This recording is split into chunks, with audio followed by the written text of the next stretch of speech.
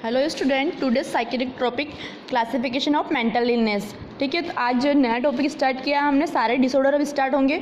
उससे पहले हम क्लासिफिकेशन पढ़ते हैं। मेंटल डिसऑर्डर को 3 टाइप से क्लासिफाइड किया गया है। फर्स्ट है Indian classification of mental illness, second है international statistical classification of disease, इसे ICD-10 क्लासिफिकेशन भी कहते हैं, एंड थर्ड है DSM-5 क्लासिफिकेशन। ये पहले DSM-4 था, इसके अंदर नया आया तो इसको DSM-5 बोलते हैं, diagnostic and statistical manual.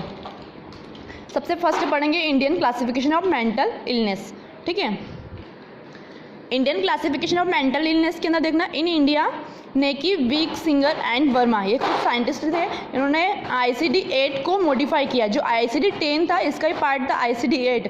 ICD भी 7, 8, 9, 10 और अब ICD-11 भी आ चुका है न्यू ट्रेंड्स में। तो ICD-8 को ही मॉडिफाई किया एंड ऑल मेंटल डिसऑर्डर को 3 पार्ट में क्लासिफाइड किया था। ठीक है, तो इंडिया के अंदर कौन कौन से 3 क्लासिफाई इंडियन क्लासिफिकेशन के अंदर, साइकोसिस, न्यूरोसिस एंड स्पेशल डिसऑर्डर। ठीक है, कौन कौन से, साइकोसिस, neurosis and special disorder, 3 type से क्लासीफाई किया रखा है। इंडियन क्लासिफिकेशन मेंटल डिसऑर्डर, इसके फ्लो चार्ट बना रखा है, इस चार्ट में देखना। First psychotic disorder, neurotic disorder, special disorder. Psychotic disorder के अंदर फिर 3 टाइप्स हैं, functional psychotic disorder, affective psychotic disorder and organic psychotic disorder. Functional psychotic में अंदर क्या होता है, पेशेंट की सारी फंक्शनल एक्टिविटी जो होती है वो डिस्टर्बेंस हो जाती है। ठीक है, अपना जो भी वर्क वो टाइम से नहीं कर पाता है। अफेक्टिव डिसऑर्डर के अंदर क्या होता है, पेशेंट का मूड अफेक्ट हो जाता है।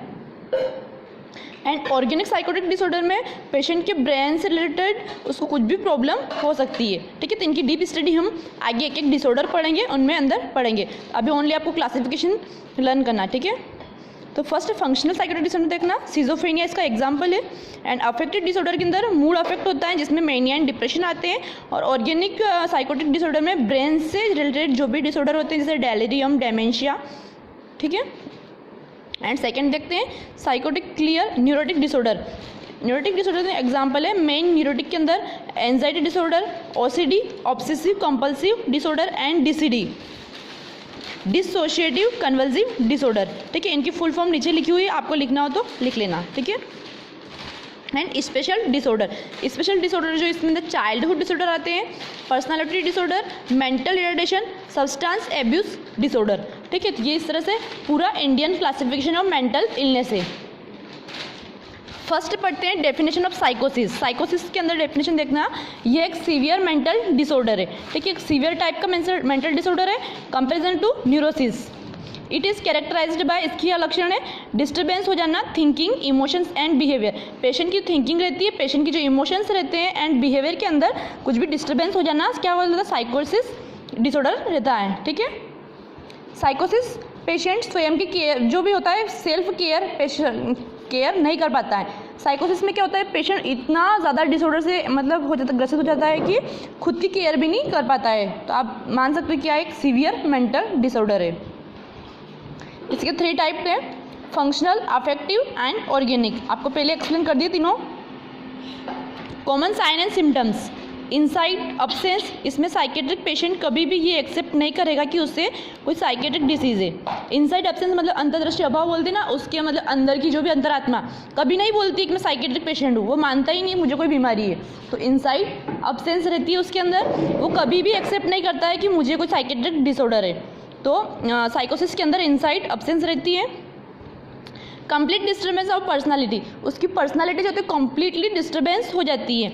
इसमें पेशेंट की पर्सनालिटी पूरी तरह से डिस्टर्ब रहती है।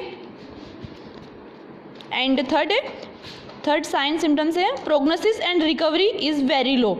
इसका प्रोग्नोसिस मतलब उसकी पुरानी कंडीशन में आना, रिहेबिलिटेशन एंड रिकवरी जो रहेगी वो बिल्कुल लो रहेगी। पेशेंट की प्रोग्नोसिस एंड रिकवरी लो होगी तुलना में न्यूरोसिस, जो भी न्यूरोसिस जो होता है उसकी तुलना में साइकोसिस की कंडीशन में लो हो, क्योंकि साइकोसिस कंडीशन क्या है, एक सीवियर मेंटल कंडीशन है, इसमें जो भी प्रोग्नोसिस होगा वो भी स्लो होगा। और न्यूरोसिस क्या है, एक माइनर मेंटल डिसऑर्डर है। क्लियर, साइकोसिस क्या है, एक मेंटल डिसऑर्डर है जिसके लक्षण क्या क्या है, डिस्टर्बेंस हो जाना पेशेंट की थिंकिंग के अंदर, इमोशन में, बिहेवियर में। ठीक है, और ये 3 टाइप का है, फंक्शनल, अफेक्टिव एंड ऑर्गेनिक। तीनों के एग्जाम्पल है। And common sign and symptoms क्या है, इनसाइट एब्सेंस रहेगी, कंप्लीट डिस्टर्बेंस हो जाएगा पर्सनालिटी के अंदर, and prognosis recovery is very low रहेगी। ओके, नेक्स्ट देखते हैं definition of neurosis. Neurosis minor mental disorder का एक ग्रुप है, ठीक है, माइनर मेंटल डिसऑर्डर, जबकि हमारा साइकोसिस क्या था, एक सीवियर मेंटल डिसऑर्डर था। ये एक माइनर मेंटल डिसऑर्डर का ग्रुप है, ग्रुप के अंदर उसको बहुत सारी छोटी डिजीज प्रेजेंट रहती हैं। न्यूरोसिस के पेशेंट लाइफ की डेली एक्टिविटी कर सकता है, जो भी लाइफ की डेली एक्टिविटी होती है पेशेंट खुद कर सकता है। Anxiety is the most common present, सबसे ज़्यादा न्यूरोसिस के पेशेंट के अंदर एंजाइटी सबसे ज़्यादा प्रेजेंट रहती है। एग्जाम्पल के अंदर देखना, anxiety, OCD, obsessive compulsive disorder and DCD, defective convulsive disorder. Common sign and symptoms, कौन कौन से साइन एंड सिम्टम्स है न्यूरोसिस के। फर्स्ट देखना, इनसाइट प्रेजेंस। साइकोसिस में क्या था, इनसाइट अब्सेंस था, इसमें इनसाइट प्रेजेंट है। इसमें पेशेंट को पता होता है कि मुझे कौन सी डिजीज़ है और मुझे हॉस्पिटल में क्यों एडमिट किया है, ठीक है। पेशेंट इसमें एक्सेप्ट भी करता है कि मुझे डिजीज़ है और वो हॉस्पिटल में क्यों एडमिट है, सब कुछ पेशेंट को पता होता है काय के अंदर, न्यूरोसिस के अंदर। Slide disturbance of personality, personality के अंदर डिस्टर्बेंस होता है बट स्लाइड होता है, कम होता है। जबकि साइकोसिस के अंदर क्या हो रहा था, कंप्लीट डिस्टर्बेंस हो रही थी पर्सनालिटी, और इसमें क्या स्लाइड डिस्टर्बेंस, कुछ अमाउंट में उसका जो पर्सनालिटी है वो डिस्टर्ब है। जैसे कि कोई पेशेंट है, उसको पता तो है कि मुझे डिजीज़ है, बट जैसे कि उसका रहना खाना पीना जो रहता है वो सब कुछ तो मेंटेन कर रहा है, कुछ टाइम के लिए उसकी पर्सनालिटी इम्बेलेंस हो जाती है। इसमें पेशेंट के पर्सनालिटी में माइनर चेंजेस आते हैं, वो अपने डेली एक्टिविटी कंटिन्यू रखता है, जैसे खाना खाने का शेड्यूलिंग। जैसे कोई स्टाफ पेशेंट के पास गया तो उसको अच्छे से कोऑपरेट करना, उससे बातचीत करना, सब कुछ कर सकता है न्यूरोसिस वाला पेशेंट। कंपैरिजन साइकोसिस जो पेशेंट है, साइकोसिस के अंदर पेशेंट पूरी तरह से साइकेट्रिक रहेगा और वो कुछ समझ नहीं पाएगा कि मुझे क्या करना है, उसकी एक्टिविटी भी मेंटेन नहीं कर सकता है। Prognosis and recovery is rapid, इसमें हम पेशेंट की जो भी थेरेपी एंड मेडिसिन प्रोवाइड कर रहे हैं उनका रिजल्ट रैपिडली शो होता है, ठीक है। जो भी थेरेपी दे रहे हैं, जो भी मेडिकेशन दे रहे हैं, उनका जो भी रिजल्ट आएगा वो बहुत फास्टली आएगा, और इसमें 90 to 95% डिजीज़ को क्योर कर सकते हैं। इसमें हम कह सकते हैं कि किसी पेशेंट को यदि डिजीज़ है न्यूरोसिस में तो वो 90 to 95% क्योर हो जाएगा। क्लियर, न्यूरोसिस, साइकोसिस। एंड लास्ट थर्ड है स्पेसिफिक डिसऑर्डर। इसमें स्पेशल टाइप के मेंटल डिसऑर्डर इंक्लूड है जो किसी स्पेशल कारण की वजह से उत्पन्न होते हैं, ठीक है। स्पेशल टाइप के, इसको अलग से स्पेशल कैटेगरी बनाई गई है जो किसी स्पेशल कारण के कारण हो रहे हैं, जैसे कि मेंटल रिटार्डेशंस, पेशेंट का आईक्यू लेवल वगैरह कम होना, चाइल्ड डिसऑर्डर जैसे कि बेड वेटिंग, पिक्का, एंड थर्ड है एल्कोहलिज्म। तो इस तरह से क्लासिफिकेशन है इनका, एक जैसे मेंटल रिटार्डेशन है, चाइल्डहुड डिसऑर्डर, बेड वेटिंग, पिक्का, सबका एक एक हम डिटेल से स्टडी करेंगे, ठीक है।